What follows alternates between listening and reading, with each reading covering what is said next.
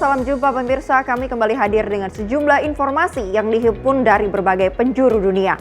Bersama saya Priska Priscilla, inilah Sinpo Dunia selengkapnya.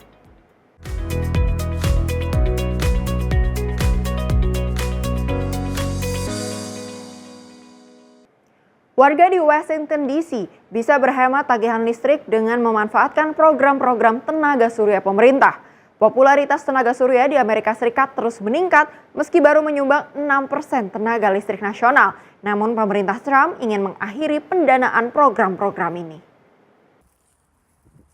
Ini adalah panel surya komunitas. Orang-orang di sebuah perumahan di Washington DC ini bisa menghemat tagihan listrik mereka hingga 50% karena mereka berlangganan tenaga surya yang dihasilkan panel-panel ini. Ada 557 rumah yang berlangganan tenaga surya di Fairfax Village di Washington DC.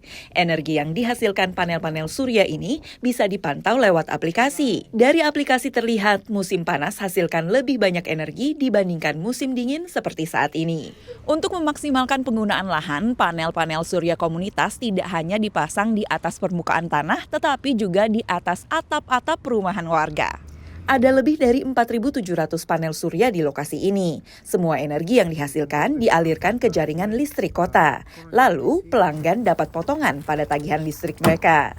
Victor Ramos adalah salah satu warga yang telah berhemat lewat program tenaga surya. So that's the best part because so this is my first home. When I first got the house, it was about May of 2023.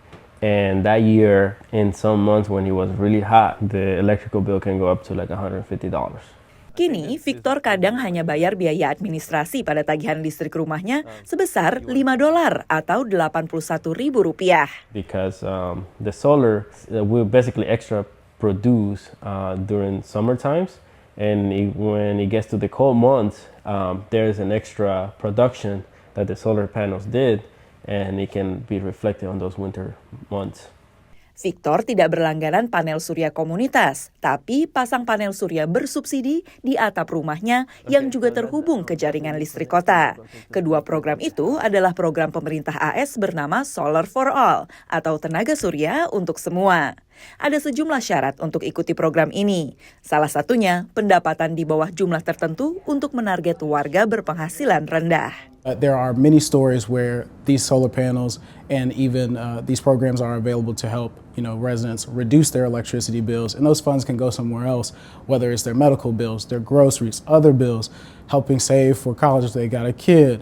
Namun program ini kini terancam. Pasca dilantik, Trump tanda tangani Inpres tentang energi yang memerintahkan Badan Federal menyetop pencairan dana terkait UU Transisi Energi yang dibuat oleh Joe Biden, termasuk $7 triliun atau 112 kuadriliun rupiah untuk dana program Solar for All yang dikelola Badan Perlindungan Lingkungan AS atau EPA. Pemerintah AS ingin prioritaskan lagi energi fosil. To further defeat inflation, my plan will terminate the Green New Deal, which I call the Green New Scam, greatest scam in history probably, a $10 trillion scam that we waste, we throw like throwing money right out the window. Tapi banyak negara bagian pendukung Trump yang juga diuntungkan dari program tenaga surya. The sun shines on everybody, doesn't care what political party you support, and I think one of the reasons that solar is popular across the partisan divide is that people in rural communities, in cities and suburbs, anybody can benefit from solar energy. We see support from people across the political spectrum in our work. Setidaknya di Washington DC, program Solar for All memiliki sumber dana lain selain dari pemerintah federal, termasuk dana pemerintah kota. Dari Washington DC, Valdia Baraputri, Nabila Ganinda, dan tim VOA. Dunia pendidikan belum sepenuhnya pulih dari dampak pandemi COVID. Hal ini tercermin dari relatif tingginya jumlah siswa yang bolos. Namun fenomena ini berbeda untuk beragam kelompok warga. Dan yang paling parah berdampak adalah anak warga suku asli Amerika alias suku Indian. Kota San Carlos di negara bagian Arizona dulu memiliki tingkat bolos kronis tinggi. Pada tahun ajaran sebelumnya, sekitar 76% anak sekolah di wilayah ini masuk kategori bolos kronis, yaitu kondisi di mana seorang siswa bolos 10% atau lebih kegiatan belajar di sekolah. Hampir seluruh siswa adalah dari komunitas asli suku Apache. Kids are comfortable with not going to school. They don't have anything to look forward to. They don't have a hope, have a future. It's what they see, it's what they're used to, it's what they grow up in. Just by looking in the community, one would think that this is not somewhere you would want to have a future. Kondisi di San Carlos mencerminkan keadaan siswa dari suku asli alias suku Indian yang memiliki angka bolos lebih tinggi.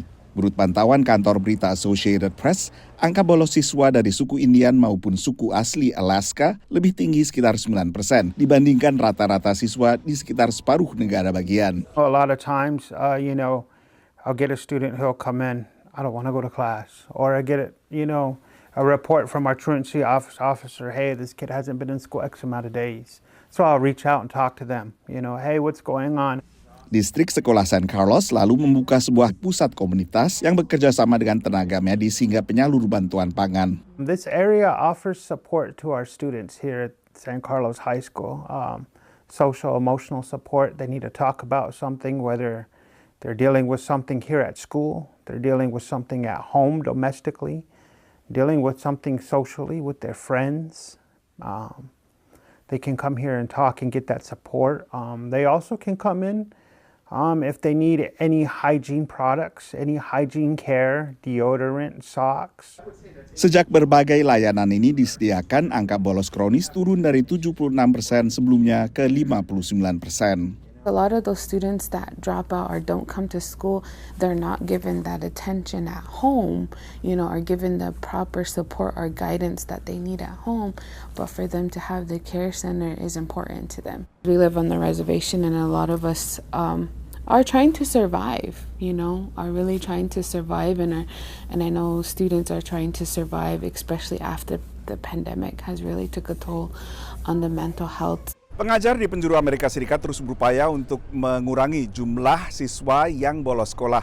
Dan angka bolos kronis memang lebih parah dibandingkan sebelum pandemi di sebagian besar negara bagian di Amerika Serikat. Pendekatan yang ditempuh adalah perbaikan data agar sistem absensi lebih akurat, lalu juga peningkatan komunikasi dengan orang tua. Dari Washington DC, saya Nova Purwadi dan tim VOA. Ukraina kini masuk jajaran teratas negara-negara yang sukses melakukan program digitalisasi layanan pemerintah. Salah satunya terdorong oleh invasi Rusia. Mulai dari paspor digital, peringatan bahaya serangan udara, hingga pembaharuan informasi wajib militer. Semuanya tersedia di aplikasi ponsel. Hanya dalam 6 tahun, Ukraina telah melonjak dari peringkat 102 ke peringkat ke-5 di antara 193 negara di dunia dalam kategori indeks layanan daring pada survei e-government PBB. Україна не може оцінювати себе, тобто так, це завжди експерти з інших країн. Тому ми дуже щасливі, що в цьому році ми посіли 5-те місце, оскільки багато років поспіль Україна посідала місця 100-те і 80-те. Valeria memuji upaya Ukraina melakukan digitalisasi layanan pemerintah lewat aplikasi ponsel dan portal yang disebut DIA, yang berarti aksi dalam bahasa Ukraina. Їм достатньо мати свій смартфон, застосунок Дія, і там всі документи їм доступні онлайн, і вони можуть їх пред'являти будь-якому державному органі. Warga Ukraina bisa mendaftarkan bisnis bahkan menikah secara daring lewat aplikasi DIA. Початок війни – це внутрішньо переміщені особи, тому ми надали їм можливість зареєструватися такими особами, отримати фінансову допомогу. Ми говоримо про відновлення пошкодженого знищеного майна, і тут у нас є проєкт її відновлення. Perang juga mendorong pengembangan aplikasi seperti alarm udara. Застосунок Air-Alert сповіщає в реальному часі про можливі тривоги в якомусь взятому регіоні. Це тривоги, які пов'язані з... Perusahaan sistem keamanan Ajax Systems adalah salah satu pengembang aplikasi. Sebelumnya, warga mengandalkan sirene jalanan yang diaktifkan dari lokasi tersembunyi setelah menerima peringatan dari Angkatan Udara. Там далі вже черговий.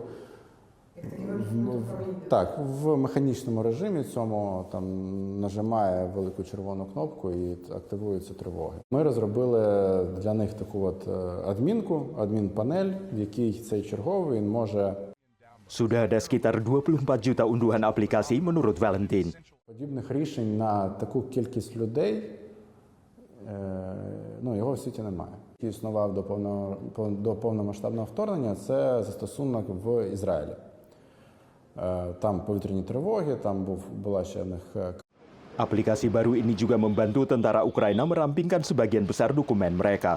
Додаток «Резерв Плюс» – це наймасовіший продукт Міністерства оборони. На меті у застосунка була проста задача – це зробити можливим всі сервіси наших рекрутингових центрів, наших територіальних центрів комплектування, зробити їх онлайн. Pria usia wajib militer kini bisa memakai aplikasi untuk memperbarui data mereka sesuai undang-undang. Нещодавно ми запустили можливість обрати вакансії, відгукнутися на вакансію і добровільно вступити до лав всіх сил оборони. Menurut Katerina, semua data digital ini terlindungi dengan baik. Ia mengatakan perang telah menciptakan kondisi yang membuat pengembangan produk digital baru menjadi lebih mendesak. Dan ini adalah tantangan yang harus dihadapi Ukraina selama ini. Dari Washington DC, saya Helmi Yohanes dan tim VOA. Tim ilmuwan Kenya mempelajari ulat dari Afrika Barat yang diketahui mampu mengkonsumsi dan mengurai plastik. Pakar menyebut bahwa enzim yang dihasilkan ulat ini bisa menjadi solusi untuk limbah plastik, meskipun sejumlah aktivis lingkungan skeptis terhadap temuan tersebut. Evelyn Wambui dan ilmuwan lainnya sibuk melakukan penelitian di laboratorium di Pusat Fisiologi dan Ekologi Serangga Internasional atau ICP di Nairobi. Menurutnya mereka sedang mempelajari sejenis ulat yang bisa memakan dan mengurai plastik.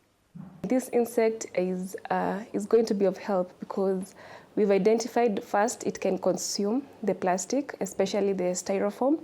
And two, it has a group of bacteria that is helping in the plastic degradation process. Evelyn dan rekan ilmuwan Chrysanthus Mbitangga termasuk di antara 4 pakar ICP yang ikut menulis laporan di jurnal Nature September lalu. The advantage with this insect is that it is native to Kenya and in Africa in general, compared to the other mealworm that has been described in other parts of the world, like the yellow mealworm. And so this makes us to have a home-based solution. And an insect that has adapted to our climatic environment has been able to survive and strive within the environment. Menurut program lingkungan PBB, polusi plastik adalah salah satu tantangan lingkungan terbesar yang dihadapi dunia. Ada lebih dari 400 juta ton plastik yang diproduksi setiap tahun, namun kurang dari 10% yang didaur ulang.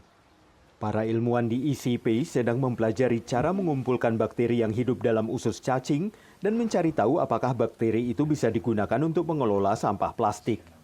Those bacteria can be harnessed from the insect, and then we do a scale up of, produce millions and millions of these bacteria that can be used to degrade the polystyrene waste. Namun sejumlah aktivis lingkungan tidak yakin temuan ini akan menyelesaikan masalah sampah plastik.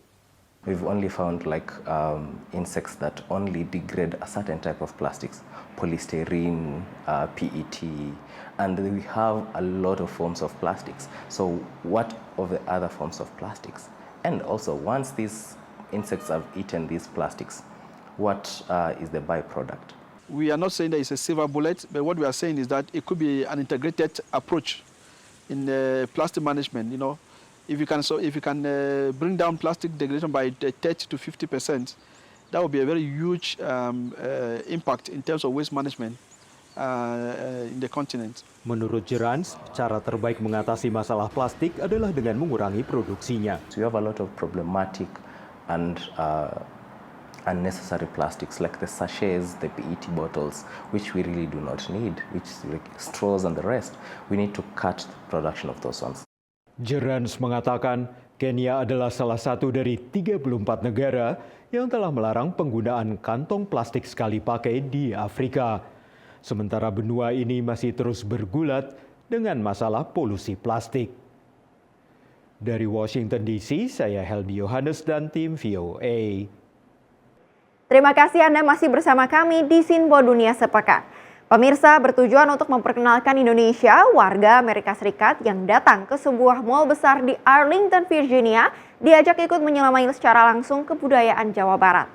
Tak hanya menikmati berbagai tarian, bahkan ikut menari bersama, serta tentunya menikmati kuliner khas Jawa Barat seperti sate Marangi.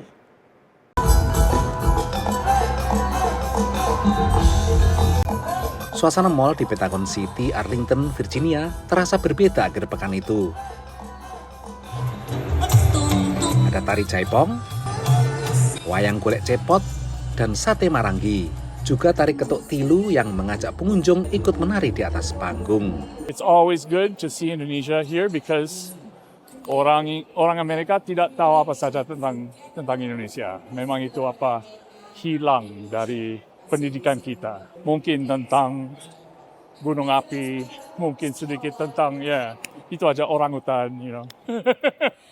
Fernanda, asal Chili, senang karena ia dan kedua orang tuanya mendapat cedera mata totopang, ikat kepala khas Sunda. It's really good to share our own cultures, to share it with other people that don't really know about it. I love these kind of things.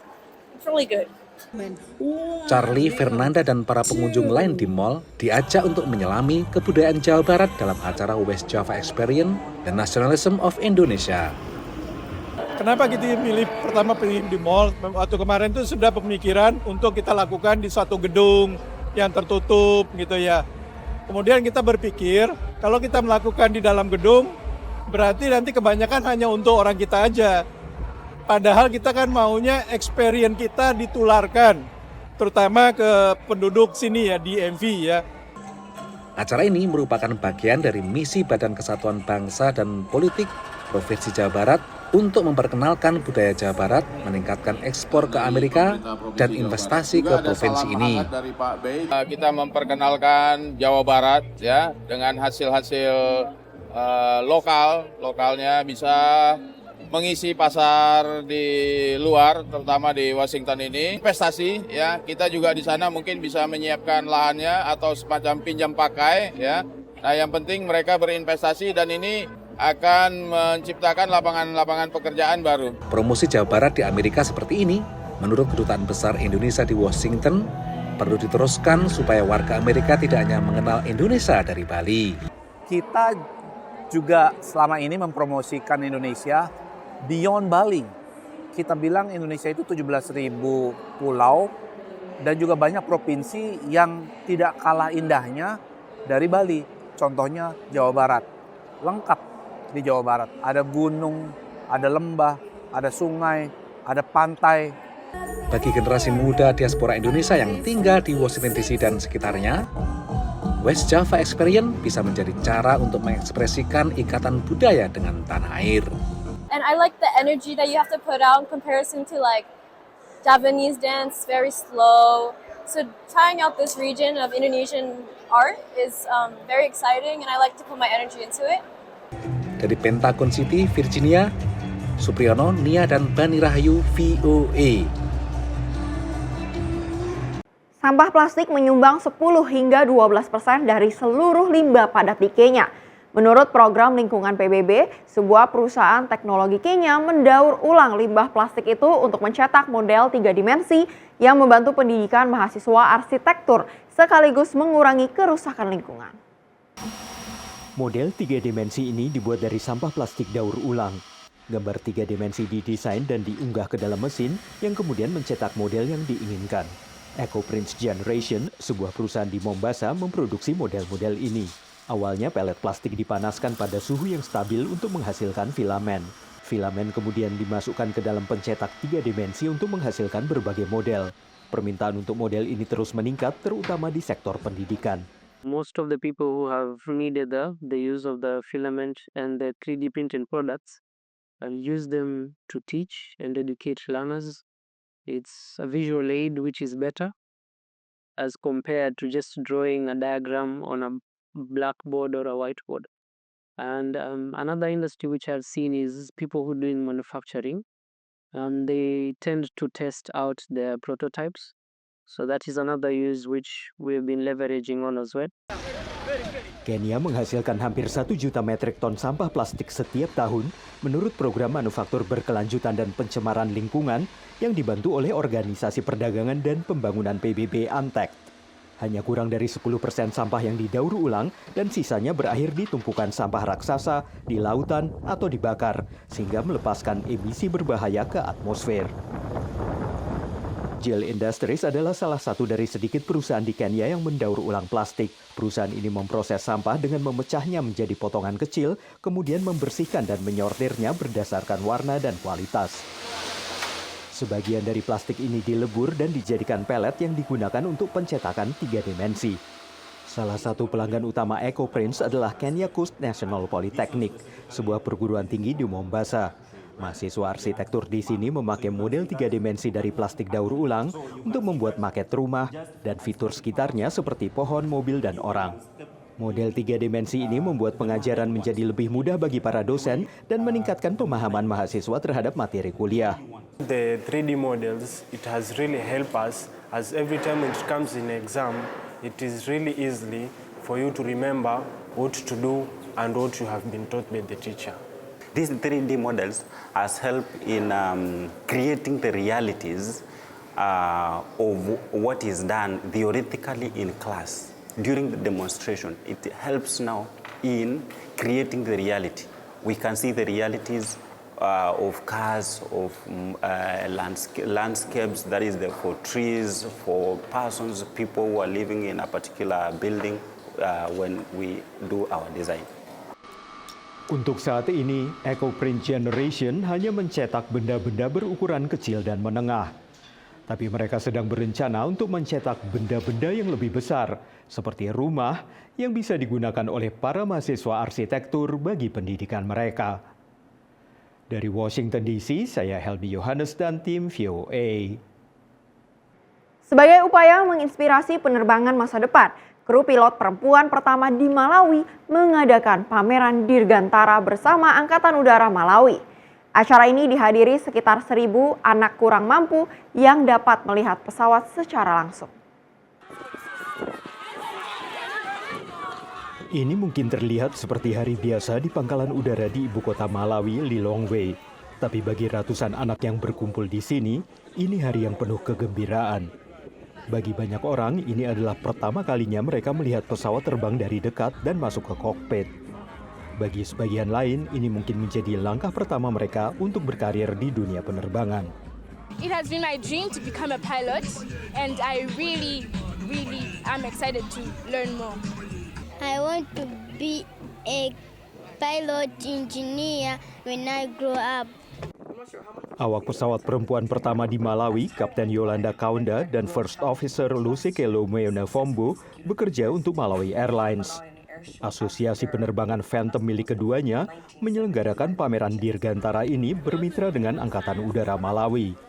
Menurut Lusikelo, tujuannya adalah untuk menunjukkan pesawat terbang kepada anak-anak di pedesaan Malawi yang terkadang berlindung saat pesawat terbang di atas kepala mereka karena kurangnya pengetahuan. We got about almost 1,000 underprivileged children to come in to just give them a pinch of an imagination, just to spice up their imagination, and because we believe that imagination is what is going to make them more curious for knowledge. So we believe in the children, we believe in the dreams, because we also believe in our dreams in the first place. So we want to encourage as many dreams as possible, and we're not stopping here. Tema ajang ini adalah Dreams Take Flight, dan pameran ini menghidupkan kembali gairah pada penerbangan, bahkan bagi pengunjung berusia lanjut seperti Rosalind Hamis. It's also my first time to come to a place like this, and I've been inspired. And if I had a chance to have, been exposed to this type of lifestyle before, I would have chosen to become a pilot. So it's so nice for me too. Penyelenggara pameran mengizinkan pengunjung untuk masuk ke dalam helikopter, pesawat jet, dan pesawat latih. Puma Energy Malawi menjadi sponsor utama dan menyediakan bahan bakar bagi semua pesawat yang melakukan manuver-manuver terampil dan berani. Menurut otoritas pariwisata, industri penerbangan Malawi tidak menarik bagi kaum muda, sebagian karena skalanya yang kecil. We don't have a lot of airlines coming into Malawi, we don't have a lot of airlines even domestically moving within the country and all of that. And then the issue of infrastructure where we have, our airports. We have been talking about Mzuzu Airport, we have been talking about Chileka Airport. Namun menurut Vera, pemerintah Malawi sedang menyusun kebijakan yang akan bisa menarik lebih banyak investasi sektor swasta di bidang industri penerbangan Malawi. Dari Washington DC, saya Helmi Yohanes dan tim VOA. Informasi tadi sekaligus menutup jumpa kita pada edisi kali ini. Tetap saksikan Simpo Dunia Sepekan hanya di Simpo TV. Saya Priska Priscilla, mewakili kerabat kerja yang bertugas, pamit undur diri, terima kasih dan sampai jumpa.